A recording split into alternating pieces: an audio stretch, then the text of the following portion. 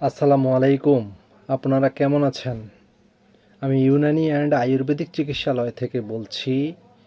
লাইফে ৩টা জিনিস কখনোই অবহেলা করা যাবে না। সর্বপ্রথম লস অফ লিবিডো, যাদের যৌন আকাঙ্ক্ষার অভাব দিন দিন কমে যাচ্ছে, স্টেমিনা কম পাচ্ছেন, একেবারেই ইচ্ছাশক্তি কমে যাচ্ছে। মূলত এটি বিভিন্ন কারণেই হতে পারে। এটাকে কখনো হাইড করা যাবে না। হাইড করলেই লাইফে বিপদে পড়বেন। সেকেন্ডলি, প্রিম্যাচুয়াল ইজাকুলেশন, যাদের খুব দ্রুত বীর্যপাত হয়ে যাচ্ছে, এই বিষয়টাও কখনো হাইড করা যাবে না। আপনার মন মতো ভালো একজন ডাক্তারের পরামর্শ নিন, এতে করে সমস্যার সমাধান পাবেন।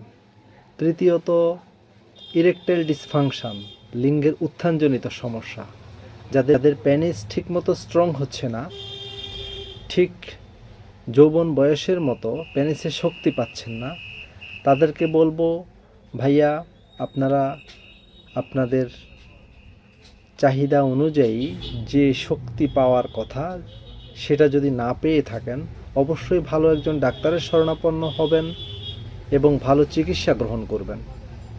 তাছাড়া রাত্রি জাগা যাবে না, বেশি রাত্রে ঘুমানো যাবে না এবং ধূমপান টোটালি বন্ধ করতে হবে।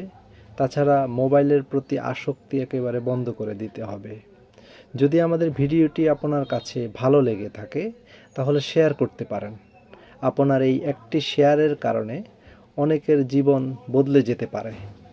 ধন্যবাদ, ভালো থাকবেন। আসসালামু আলাইকুম।